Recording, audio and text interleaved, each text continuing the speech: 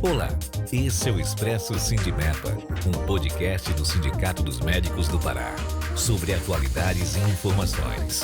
Siga nosso perfil na sua plataforma preferida e acompanhe todos os episódios. Olá, estamos de volta com o Expresso Sindimepa.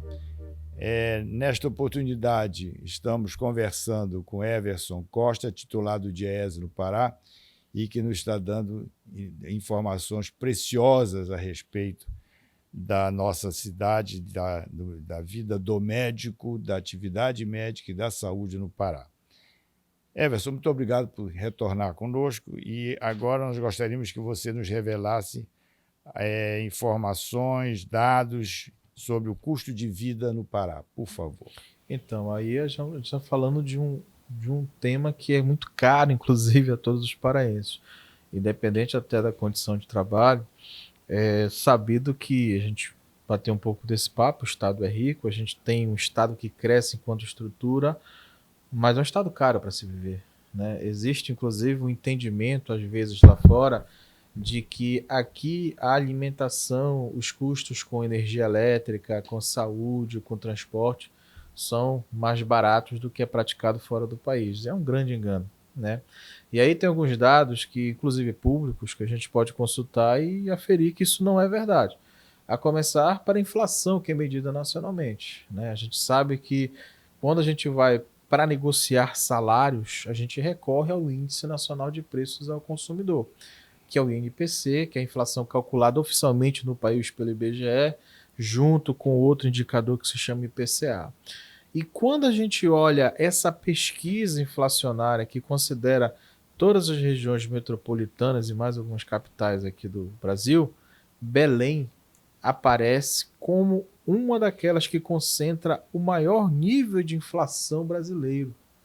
Se nós analisarmos a inflação divulgada no mês de março, vamos ter logo mais, vamos conhecer a de abril também, enquanto a inflação brasileira, o INPC, que a gente negocia em mês, fechou em 3,40%, é uma média, claro, o maior apontamento inflacionário vem para Minas Gerais, com 5,10%, e o segundo é Belém do Pará, com 4,90%. Então percebam que nessa primeira medida, nessa primeira tomada de indicadores, Belém, se não é o segundo, é o primeiro. E se a gente olhar a inflação de 2023, Belém foi a capital nacional da inflação, porque ela teve a maior média acumulada nos últimos 12 meses.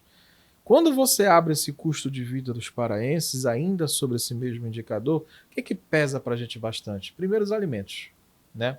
A gente está falando de uma cesta básica e aqui a gente levanta o custo desses produtos há mais de 30 anos no Pará e com muita propriedade a gente pode dizer que se alimentar no Pará é muito caro. Primeiro que aquilo que a gente produz aqui não atende à demanda do Estado, nós temos que recorrer a outros estados para trazer o tomate, para trazer parte do feijão, do arroz, a própria carne que nós inclusive lideramos aqui, a produção, ela também não chega para atender nossa demanda, né? O mercado é livre, essa carne bovina vai para fora. Então, esse custo alimentar ele é muito elevado pelo grau de dependência que nós temos externo, pelo estado que é continental, conduzir e transportar a logística desses alimentos, ela também tem um custo, isso forma um preço final mais elevado. E a gente está falando de um estado que vem crescendo as suas divisas, inclusive na produção de alimentos. Nós somos hoje o 8º estado que tem a maior participação do agronegócio brasileiro. Frutas, gado, aí mesmo cacau, açaí, mas toda essa produção, de novo, ela não é internalizada aqui. Agora mesmo o açaí, para quem os bons apreciadores de açaí sabem, a mídia noticiou isso, R$70 o litro do açaí. Nós identificamos um crescimento do fruto em mais de 73% no primeiro trimestre. Ontem no Mosqueiro, R$50 o litro. E não era aquele açaí papa, não. Não. Aquele médio, talvez um pouquinho mais do que médio. E aí tem uma curiosidade do açaí. Não chega a ser o grosso, né?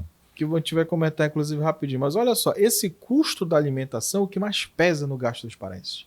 Aí você tem os demais, você tem o aluguel aqui, que também é muito caro, você tem aqui o custo com a educação, que no ano passado as mensalidades aqui subiram mais de 12% em média. A gente tem aqui um custo com medicamentos e planos de saúde, que inclusive agora recentemente tivemos medicamentos subindo mais de 6%, também tivemos aí planos de saúde subindo em mais de 14%. Então, esse custo, ele é pesado, isso para os paraenses, que, de novo, tem uma renda baixa, nós conversamos sobre isso daqui, pesa ainda mais. Então, a formação de preço para nós aqui, seja da alimentação ou de demais serviços, ela é muito cara e muito penosa. O caso do açaí tem uma questão interessante. Nós levantamos o açaí há muitos anos também. Em 1994, um açaí do tipo médio, 1 litro dele custava, na Grande Belém, R$ 1,50. Um tempo? R$ 1,50. Há quanto em tempo? julho de 1994. R$ 1,50. Naquela oportunidade você só tinha nas grandes batedoras, ainda não estava no supermercado, ainda não estava todo esse movimento que hoje o nosso ouro negro, o açaí, entrega. Mas você tinha um açaí do tipo grosso e do tipo médio. O médio sempre foi mais consumido. O açaí do tipo grosso porque quem viajava, se deslocava, botava ali no isopor alguma coisa e levava, como ainda é até os dias atuais. O açaí foi ficando tão caro, tão caro, tão caro, que em algum momento, a gente tem esses registros em pesquisa, a gente passou a ter uma derivação, o açaí do tipo grosso, o açaí do tipo médio, e aí a gente teve uma coisa interessante que surgiu nas periferias, principalmente os bairros mais populares, que foi o açaí do tipo fino, o chamado popular, que é aquele tipo de açaí que você bate na máquina, aquele vinho, o mais fino, aquele que possa render mais no popular, para chegar às camadas mais pobres. Ou seja, a gente teve um açaí que teve que se adaptar a uma condição de renda que a população não estava dando conta. Adaptar ao preço.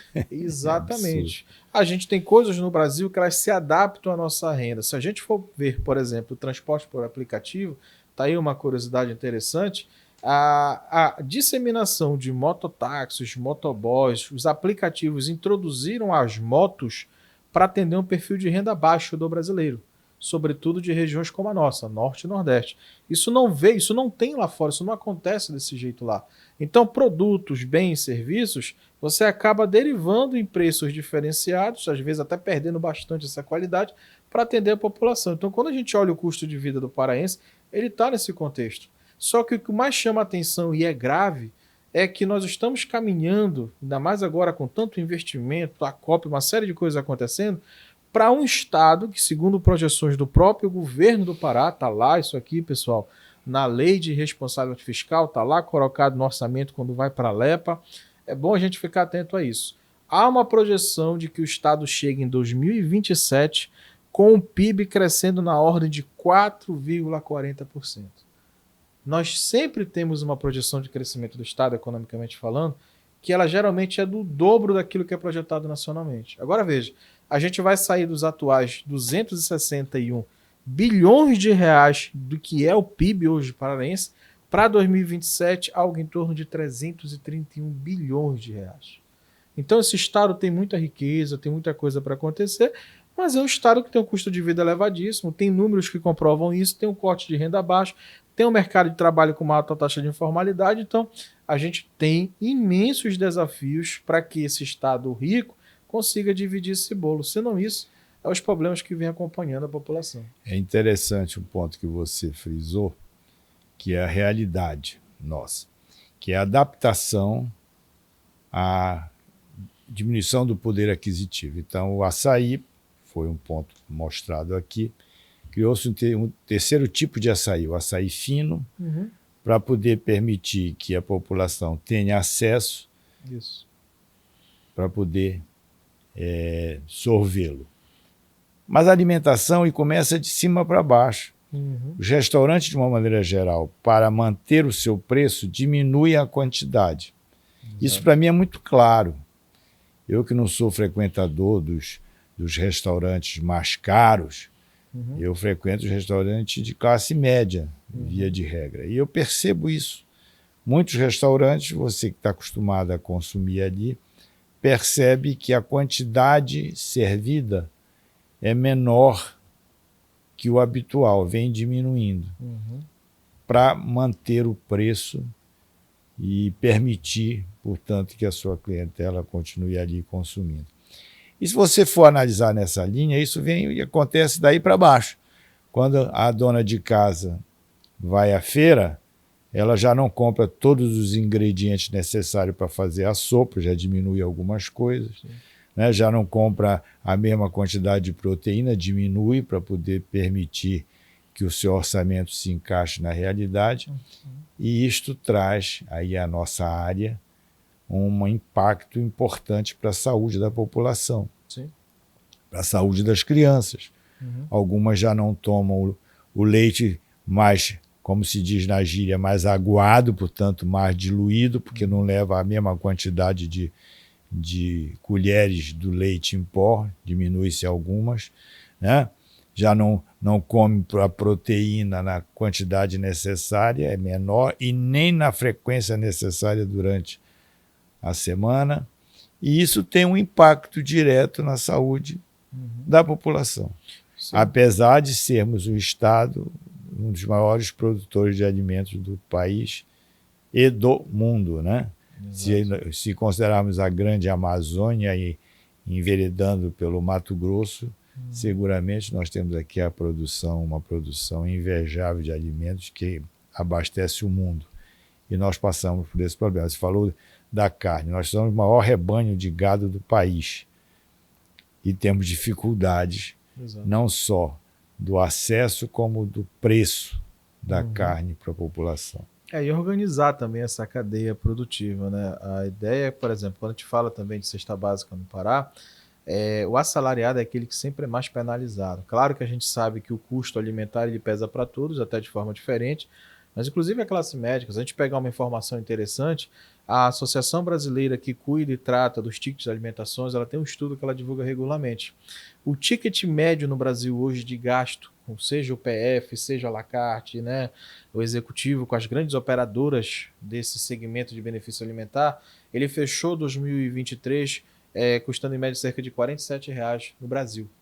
Se a gente olhar as regiões, você percebe que esse custo alimentar ele varia bastante. A gente fechou a região norte com um ticket médio ali na ordem de R$ 43,00, se eu não me engano, está um pouco abaixo da média brasileira, mas porque também ele obedece, né, essa adaptação em menos arroz, em menos feijão, o tamanho do bife diminui, então você tem essa adaptação que de fato ocorre, né? É um setor, inclusive, que emprega bastante, mas que está passando por dificuldade. Agora, a nossa cadeia de produção de alimentos no estado ela precisa ser organizada. A gente está falando de 90% da produção de açaí aqui no Pará, mas de um paraense que está pagando mais de R$50 no litro do produto. Só que essa mesma cadeia de produção, que tem mais de 100 mil pessoas aproximadamente dentro dela, tem pouca gente ganhando dinheiro atravessando o produto e o cara que está colhendo e que devia ser melhor remunerado, ganhando menos. Então, ela não está organizada, ela não está identificada, a produção ainda é artesanal, e quando você tem esse processo aqui, é assim com o açaí, é assim com a farinha, você tem atravessadores que formam o preço e quem perde é todo mundo. Quando a gente olha o pescado, o Pará é o maior produtor de pescado do país. Se a gente tiver a condição de aferir, a gente já está chegando nisso na pesca artesanal, a gente vai ganhar tranquilamente. São mais de 300 mil toneladas daqui. Agora, o que acontece? Se a gente olhar essa cadeia de produção do pescado, do mesmo jeito, na Semana Santa é uma gritaria terrível, que o peixe ele fica muito caro. Só que a gente não tem no estado entrepostos pesqueiros. Então, o peixe que chega na Pedra do Ver-o-Peso, o peixe que chega em algumas regiões, ou você comercializa ou você perde ele. Ou seja, a gente ainda não tem uma política de fomento, de estoque, de estruturação. Por isso, o custo de vida também, não só para o paraense em geral, mas para todos nós, né?